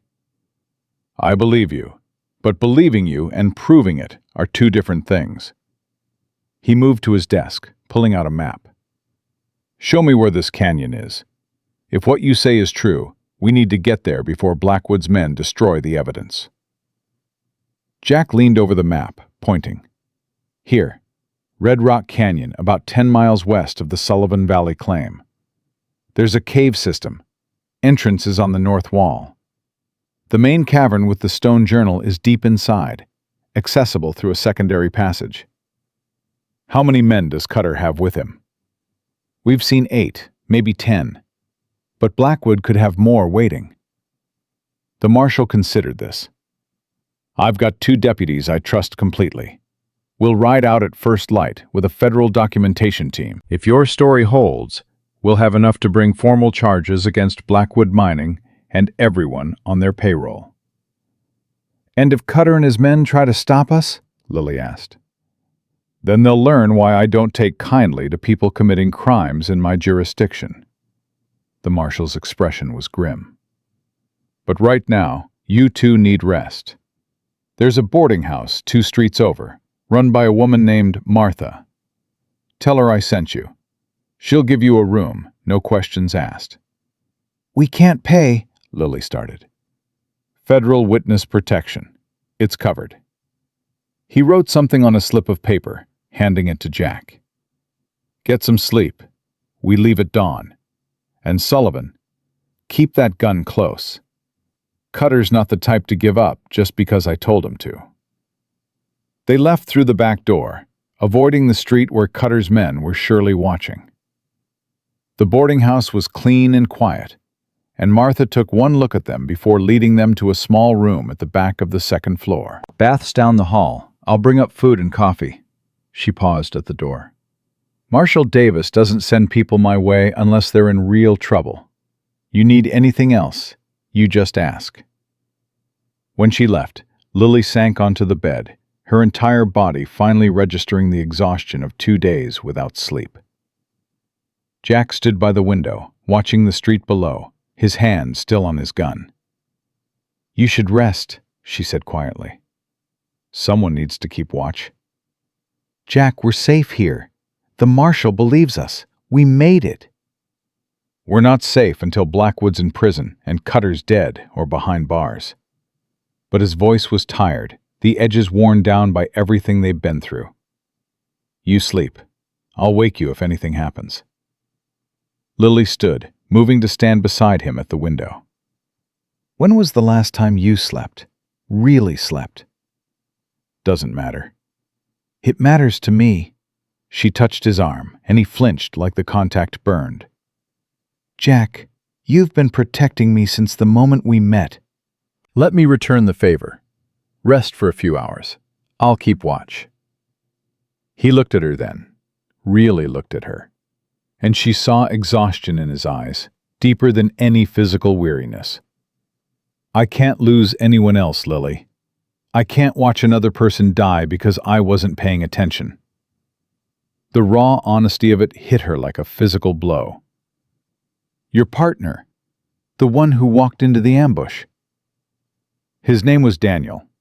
We'd been friends since we were kids. Joined the Rangers together, rode together, trusted each other with our lives. Jack's voice was barely above a whisper. I told him to go left because I thought I saw movement on the right. I was wrong. There were 6 men waiting in that canyon, and by the time I realized my mistake, he was already dead. That wasn't your fault. Wasn't it? I made the call. I gave the order. He died because I was wrong. Jack turned away from the window, and Lily saw the weight of guilt he'd been carrying like armor. So no, I can't rest. Because every time I close my eyes, I see him dying. And I won't let that happen to you. Lily stepped closer, close enough that she could feel the heat radiating from him, could see the muscle jumping in his jaw as he fought for control. Look at me, Jack. He did, reluctantly. I'm not Daniel. I'm not going to die because you closed your eyes for 3 hours. And you're not going to be any good to either of us if you collapse from exhaustion when we need you most. She kept her voice firm but gentle. We're partners in this, remember? That means trusting each other. That means letting me help carry the weight instead of trying to shoulder everything yourself. Something shifted in his expression. Resistance crumbling. Walls coming down. When did you get so damn smart? My father taught me that strength isn't about never needing help. It's about knowing when to ask for it. She guided him toward the bed, and he didn't resist. Lie down. Just for a few hours. I'll wake you if anything changes. Jack sat on the edge of the bed, his movements stiff with exhaustion. This wasn't supposed to be complicated. Marriage on paper. Keep our distance. Solve our problems separately. Life's funny that way. Nothing ever goes according to plan. Lily pulled the blanket over him as he finally lay back, his eyes already closing despite his best efforts. Sleep, Jack. I've got you.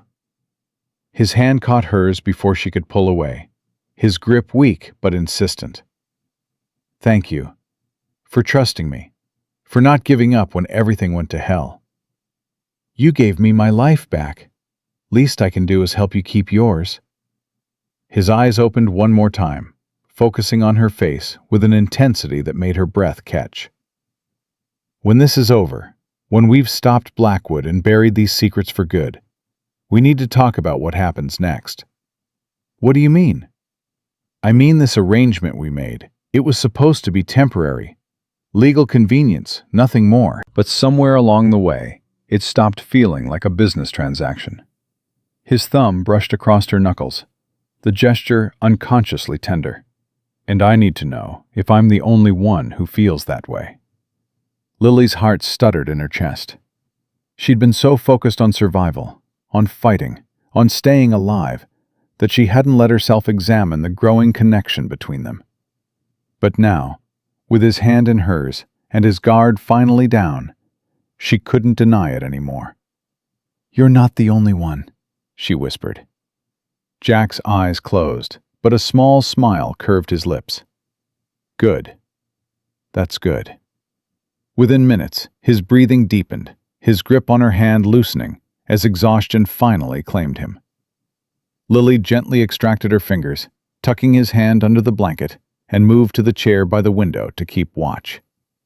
She studied his sleeping face, seeing without the constant tension he carried.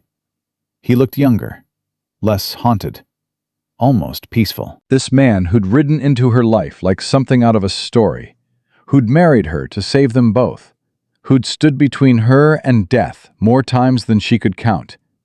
This dangerous, damaged, unexpectedly tender man had somehow become essential to her in ways she was just beginning to understand. The afternoon sun slanted through the window as Lily watched the street below. Hours passed quietly, and she found her mind returning to the question Jack had raised. What happened next? If they survived this, if they brought down Blackwood and lived to tell about it, what then? The marriage had been a convenience, a legal arrangement. But the man sleeping in the bed behind her wasn't convenient. He was complicated and haunted and brave in ways that broke her heart. And she was starting to realize that the idea of dissolving their arrangement after a year, of walking away from him, felt less like freedom and more like losing something precious she hadn't known she needed. A knock at the door brought her to her feet, hand on her pistol. Who is it? Martha, dear. Brought you some food. Lily opened the door carefully, accepting the tray Martha offered. Stew, bread, coffee. Simple, but warm and filling. Thank you. Your husband finally resting? Martha glanced past her to where Jack slept. Yes. Good. He looked like death walking when you came in. Martha's expression was knowing. You love him? The question caught Lily off guard. We barely know each other. That wasn't what I asked. Lily looked back at Jack, at the way he'd finally surrendered to sleep, trusting her to keep him safe. I don't know. Maybe. It's complicated. Love usually is, Martha smiled gently. But here's what I know after 50 years on this earth. It's not time that makes love real. It's trust. And the way you two look at each other, the way you move together like you've been partners for years instead of days, that's trust. The kind that matters. After Martha left, Lily sat with the tray, eating mechanically while her mind churned. Trust. Yes, she trusted Jack. Trusted him with her life, with her future, with the truth about her fears and her father's secrets. When had that happened? When had this stranger become someone she'd follow into fire? The sun was setting when Jack stirred, his eyes opening slowly. For a moment, he looked disoriented, reaching for his gun before recognizing where he was. Then his gaze found Lily, and he relaxed. "How long was I out?" "About 5 hours. Sun's going down." She handed him coffee and bread. "Nothing happened. Street's been quiet." Jack sat up, taking the food gratefully. "You should have woken me sooner." "You needed sleep more than you needed another shift of guard duty." She settled back in her chair. "Besides, I've been thinking." "About?" "About what you said. About what happens after this is over." Jack's hand stilled, the cup halfway to his mouth. "And?" "And I think—" Lily chose her words carefully, knowing they mattered, knowing this moment was somehow pivotal. "I think I want to find out what happens when two people who started as strangers decide to try being something more. If you want that too." The smile that crossed Jack's face was real, unguarded, and it transformed him entirely. "Yeah, I want that too." Before either could say more, gunfire erupted in the street below. They moved as one, Jack grabbing his gun, Lily blowing out the lamp to darken the room. At the window they saw chaos. Cutter's men firing at the marshal's office, citizens screaming and running for cover. "They're making their move," Jack said grimly, "trying to kill the marshal before he can organize the expedition to the canyon." More gunfire, and Lily saw Marshal Davis return fire from his office window, his deputies beside him. But they were outnumbered, pinned down. "We have to help him," Lily said. "We go out there, we're dead. Cutter's got men positioned everywhere." Jack was already calculating angles, assessing the situation with professional precision. "But if we can get to the rooftop across the street, we'd have a clear shot at their positions." "How do we get to the rooftop?" "Through the back, across the alley, up the fire ladder." He looked at her. "You ready for this?" Lily checked her rifle, her hands steady despite the fear coursing through her. "Let's end this." They moved through the boarding house silently, out the back door and into the alley. The fire ladder was exactly where Jack said it would be, and they climbed quickly, emerging onto a flat roof that gave them a clear view of the street battle below. Jack positioned himself behind the chimney stack, his rifle sighted on Cutter's men. "I'll take the ones on the left. You cover the right. Don't shoot unless you have a clear target and you're sure you can make the shot." "Jack, I've been shooting since I was 10. I can make the shot." "I know you can. I just needed to hear you say it." They opened fire simultaneously, and 2 of Cutter's men went down immediately. The others scattered, trying to find cover, confused by the new attack angle. Marshal Davis used the distraction to advance position, his deputies following, systematically pushing Cutter's men back. Lily sighted on another target, squeezed the trigger, felt the rifle kick against her shoulder. The man dropped, and she moved to the next position, her focus absolute. Beside her, Jack fired with mechanical precision, each shot finding its mark. The battle lasted maybe 5 minutes, though it felt like hours. When the smoke cleared, 3 of Cutter's men were dead, 2 were wounded and surrendering, and Cutter himself had disappeared into the growing darkness. Marshal Davis looked up at their rooftop, saw them silhouetted against the evening sky, and nodded once. Acknowledgement, respect, thanks. Jack lowered his rifle. "He'll come back." Cutter doesn't quit. "Then we'll be ready." Lily's voice was steady, certain. "Together." Jack turned to her, and in his eyes she saw everything they'd been through, everything they'd fought for, everything they'd become to each other in just a handful of impossible days. "Together," he agreed. Below, the marshal was organizing his men, securing prisoners, preparing for the dawn expedition. Above, on a rooftop in the territorial capital, 2 people who'd married for convenience, discovered they'd found something far more valuable than land or security or legal arrangements. They'd found partnership. They'd found trust. And maybe, just maybe, they'd found the beginning of love. But first, they had to survive one more night and one final confrontation with the man who'd ordered her father's death and orchestrated everything that had brought them to this moment. Cutter was still out there. Blackwood Mining still held power, and the stone journal in the canyon still waited to reveal truths that could destroy an empire or get them both killed. The fight wasn't over, but for the first time since this all began, Lily believed they might actually win. They climbed down from the rooftop as full darkness settled over the town, returning to find Marshal Davis waiting in the boarding house parlor with his 2 deputies. "That was some shooting," the marshal said, without preamble. "Saved our lives up there." "Cutter got away," Jack said flatly. "He'll regroup, come back with more men." "Not if we move first. We leave in 2 hours, not at dawn. Hit the canyon while it's still dark. Document everything before Blackwood knows we're coming." Marshal Davis pulled out his pocket watch. "My documentation clerk is gathering supplies now. We'll have photographs, written testimony, physical evidence, everything we need to make charges stick in federal court." Lily felt exhaustion pulling at her, but pushed it aside. 2 hours. We'll be ready." The marshal studied her with newfound respect. "Mrs. Sullivan, you don't have to come. This could get ugly." "That canyon holds my father's last testament, his proof that he tried to do the right thing, even when it cost him everything." Her voice was steel. "I'm coming." They used the 2 hours to prepare, checking weapons, gathering supplies, eating what food Martha pressed on them despite their protests. Jack worked in focused silence, and Lily recognized the shift in him.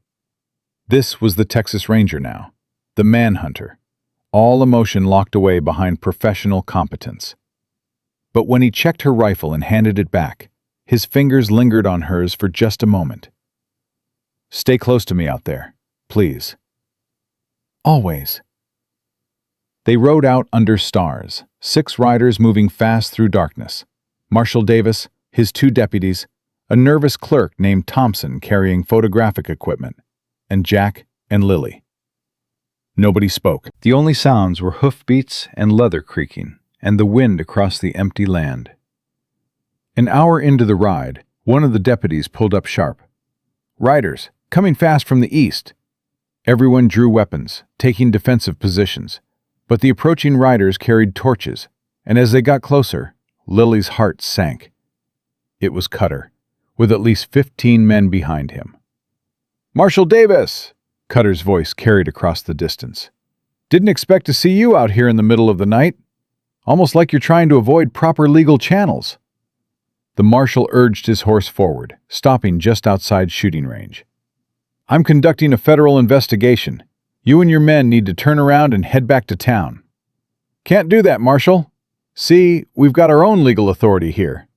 Cutter held up a paper that was probably as fake as the warrant had been. "Federal injunction preventing any investigation of Blackwood Mining property without proper notification and legal representation present. That canyon you're heading to? Blackwood property. Has been for 6 months." "That's impossible," Lily said. "My father's maps showed it as unclaimed federal land." "Your father's maps are old, Mrs. Sullivan. Things change. Blackwood filed the claim legally. It was approved.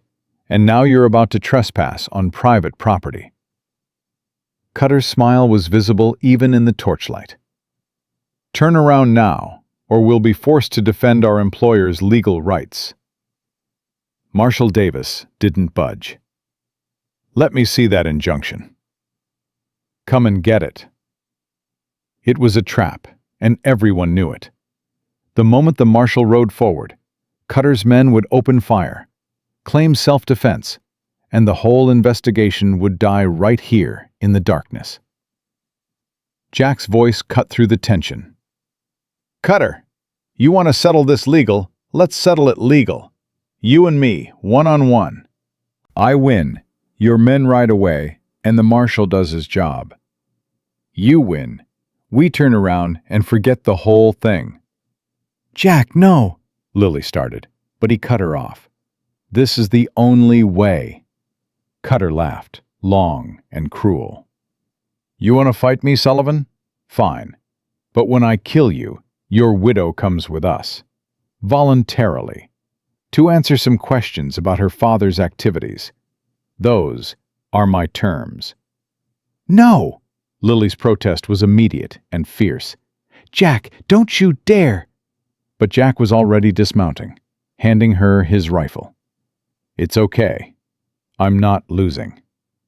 He looked at her, and she saw absolute certainty in his eyes. Trust me. I do trust you, but this is insane. It's the only play we have. He cupped her face briefly, his thumb brushing her cheek. And I've got something to live for now. That makes me dangerous. He walked forward, and Cutter dismounted to meet him, both men leaving their guns with their horses. Hand to hand, no weapons, just fists and will, and whoever wanted it more. They circled each other in the torchlight, and Lily's hands clenched so tight her nails drew blood. Beside her, Marshal Davis muttered, "Your husband know how to fight?" I hope to God he does. Cutter struck first, fast, brutal, going for Jack's throat. Jack deflected, countered with a punch to the ribs that made Cutter grunt. They exchanged blows with savage efficiency, neither giving quarter, both bleeding within seconds. Your father died begging, Mrs. Sullivan, Cutter called out between punches, trying to distract Jack. Died crying for you. Died knowing he failed. Lily's vision went red, but Jack's voice cut through her rage. Don't listen. He's lying. Cutter landed a solid hit to Jack's jaw that sent him staggering. Am I? Your daddy's last words were, "Tell Lily I'm sorry. Sorry he got himself killed. Sorry he left you with nothing but debt and secrets." Jack recovered, landing 3 rapid punches that drove Cutter back. Keep talking. Every word makes me want to kill you more. They fought for what felt like hours, but was probably only minutes. Cutter was bigger, meaner, willing to fight dirty. But Jack was faster, smarter, and fighting for something beyond himself. Every time Cutter knocked him down, Jack got back up, bleeding and defiant. Finally, Jack got inside Cutter's guard, landing a devastating combination that dropped the bigger man to his knees. One more punch and Cutter went down, unconscious or dead. Lily couldn't tell which. Jack stood over him, breathing hard, blood streaming from his nose and split lip. It's over. Your man lost. Now honor the deal and ride away. For a long moment, Cutter's men just sat on their horses, hands on weapons, weighing their options. Then one of them spat on the ground. To hell with this. I ain't dying for Blackwood's money. He wheeled his horse and rode away. Others followed. Within a minute, only 3 men remained, and they looked at each other with growing uncertainty. Leave, Marshal Davis said quietly, while you still can. They went, taking Cutter's unconscious body with them, disappearing into the darkness. Lily ran to Jack, catching him as his legs buckled. I've got you! I've got you! She supported his weight, wiping blood from his face with her sleeve. You crazy, magnificent idiot! Told you, I wasn't losing. His smile was pained, but real. Had too much to lose. The marshal gave them a minute, then cleared his throat. We should move, before they change their minds and come back with reinforcements. They rode on, Jack swaying in his saddle but refusing to stop. Lily stayed close enough to catch him if he fell, her heart still racing from watching him fight. from seeing him risk everything for the investigation her father had died protecting. The canyon appeared as the first hint of dawn touched the eastern sky. They dismounted, and Thompson began setting up his photographic equipment while the deputies stood guard. Jack led them to the cave entrance, still bleeding, still moving with grim determination. Inside, Marshal Davis lit a lantern and stood in stunned silence as the light revealed the maps, the carved journal, the evidence of conspiracy spanning years. Thompson started taking photographs, the flash powder illuminating her father's handwriting over and over. Lily stood in front of the journal's final entry, reading aloud. June 1884. They've threatened Lily directly now. Said if I don't give them the corrected surveys, they'll make sure she has an accident like her mother did. I won't let that happen. I'm hiding the evidence where they'll never find it, and I'm going to the law.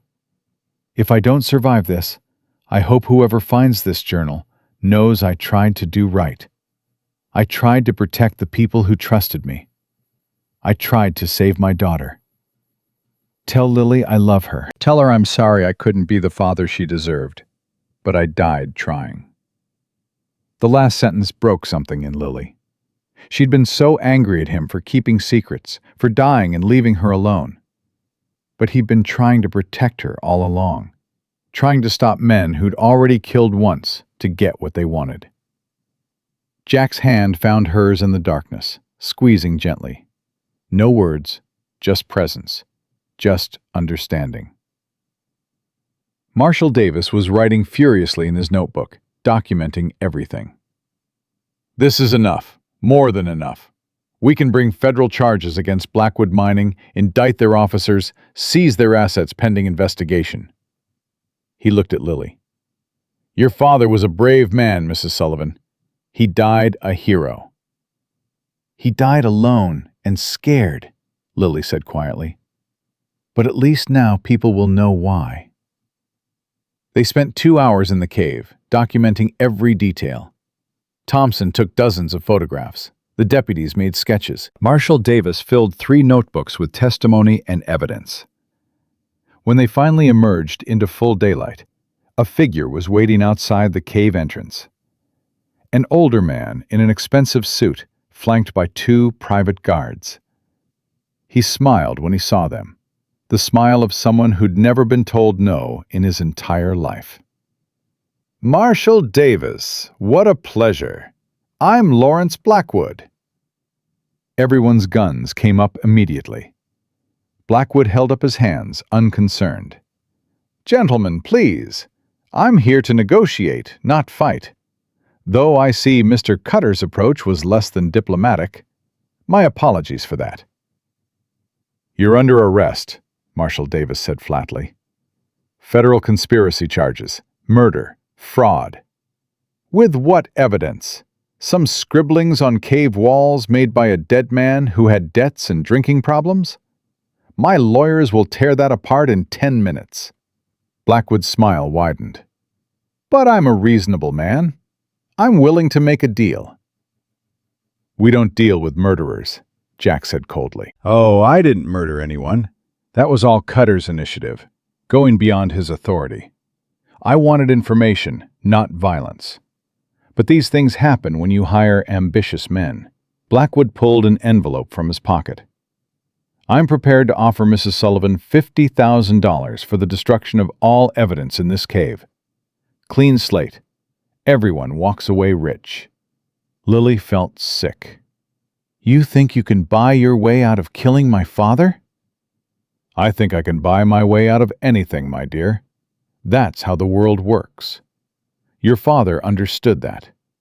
He was going to take my original offer until he got cold feet and decided to play hero. Blackwood's expression hardened. Heroes die poor, Mrs. Sullivan. Smart people die rich. Which are you? Before Lily could respond, Jack moved between them. She's the kind of person who doesn't negotiate with the man who ordered her father's death. And you're the kind of man who's about to spend the rest of his life in a federal prison. Blackwood sighed. I was hoping we could be civilized about this. Pity. He nodded to his guards. The guards drew their weapons, but Jack was faster. 2 shots, both guards down before they could fire. Blackwood stumbled backward, his confident facade finally cracking. "You can't prove anything," he shouted. "My lawyers—" "Your lawyers can't help you now." Marshal Davis stepped forward, pulling out handcuffs. "Lawrence Blackwood, you're under arrest for conspiracy to commit murder, fraud, racketeering, and about 20 other charges I'll think up on the ride back to town." "This is a mistake. I own half the judges in this territory." "Good thing I answer to federal judges, not territorial ones." The marshal locked the handcuffs with grim satisfaction. "Start walking." As they led Blackwood away, one of the deputies spotted more riders approaching. But these carried federal marshal badges, a full squad of lawmen responding to the marshal's earlier telegraph requesting backup. It was over. Really over. Lily stood at the cave entrance, watching as they loaded Blackwood into a wagon, as Thompson carefully packed his photographic plates, as the federal marshals began the process of securing the evidence that would bring down an empire built on greed and murder. Jack appeared beside her, his face swollen from the fight, but his eyes clear. "How are you holding up?" "I don't know. Ask me again when my brain catches up with everything that just happened." She looked at him. Really looked at him. "You could have died. Twice. Fighting Cutter, then when Blackwood's guards drew on you?" "But I didn't, because I had something worth living for." He took her hand, and this time the contact felt different, intentional, claiming, full of unspoken promise. "Lily, when we made our arrangement, I told you I wasn't looking for love, that I just needed a legal wife, and you needed your debts paid."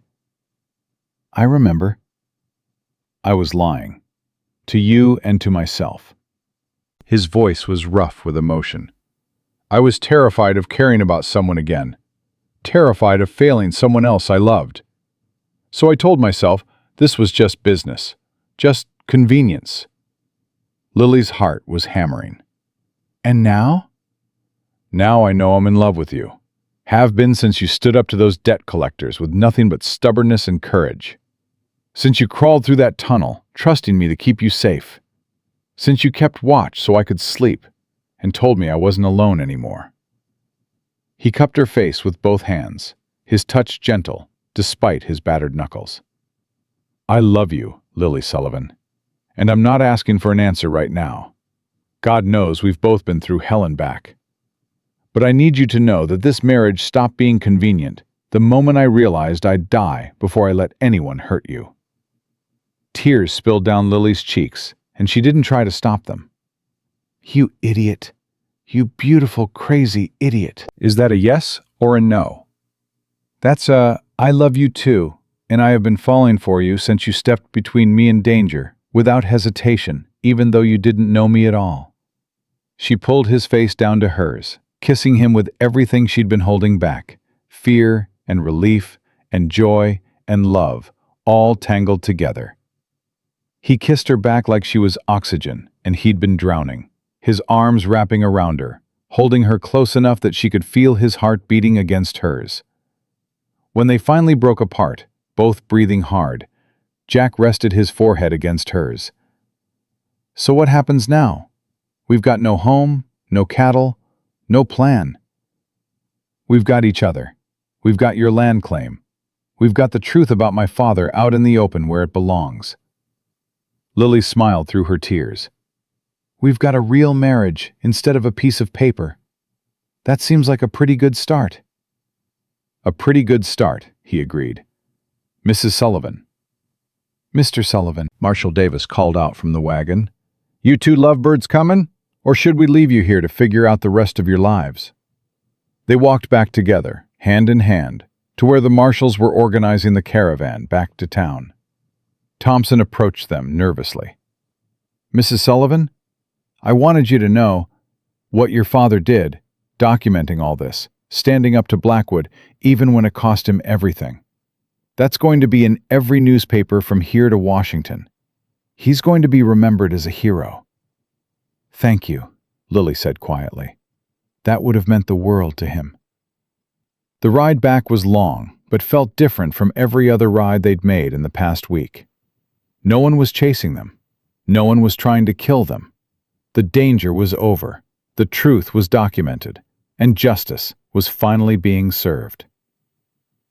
3 months later, Lily stood in the valley Jack had dreamed of claiming, watching as the house took shape. Real walls now, real roof, real windows that caught the afternoon sun. Their house, their future. Jack appeared from the barn, wiping sweat from his brow. "Fence line's done on the South 40. Tomorrow, we can start moving cattle in." "Our cattle," Lily said, still marveling at the words. The federal government had compensated her for the farm she'd lost, paid her a reward for the evidence that had brought down Blackwood mining, and given them enough to start fresh. Together. Our everything. Jack pulled her close, and she leaned into him, solid and steady and hers. "Got a letter from Marshal Davis today. Blackwood's trial starts next week. They're asking if you want to testify." "Do you think I should?" "I think you should do whatever feels right. But if you want to stand up in that courtroom and tell your father's story in your own words, I'll be right there beside you." Lily thought about it. Thought about her father's last words carved in stone. Thought about how he'd tried to do the right thing, even when it cost him everything. "Yeah, I want to testify. I want to make sure everyone knows what kind of man my father really was." "Then we'll go. Together." Jack pressed a kiss to her temple. "Speaking of together, I've been thinking." "Dangerous habit." He laughed. "I've been thinking about the future, about building something that lasts, about maybe having a family someday, if you want that." Lily turned in his arms, looking up at him. "You want children? With me?" "I want everything with you. Children, grandchildren, growing old together in this valley, building something good from all the pain we've been through." His expression was open, vulnerable, completely honest. "What do you say?" She kissed him, slow and deep and full of promise. "I say yes, to all of it, to forever." The sun set over their valley, painting the sky in shades of gold and crimson. In the distance, cattle grazed on good grass near reliable water. The house stood strong against the wind, a testament to new beginnings and hard-won futures. Lily and Jack stood together, watching the day end and knowing that tomorrow would bring its own challenges, its own joys, its own moments of beauty and struggle. But they would face it together, not as strangers bound by convenience, but as partners bound by love, by choice, by the kind of trust that only comes from surviving the worst life can throw and coming out stronger on the other side. She'd been bruised and broken, fallen and afraid. But the cowboy's words had given her strength. His love had given her courage. His presence had given her hope. And together, they had found not just survival, but something far more precious. They had found a love worth fighting for, a future worth building, and the unshakable certainty that no matter what storms might come, they would weather them together, standing strong in the valley they'd claimed as their own, living the life her father had died protecting, proving that sometimes the best love stories begin not with romance, but with two broken people choosing to heal each other, one brave moment at a time.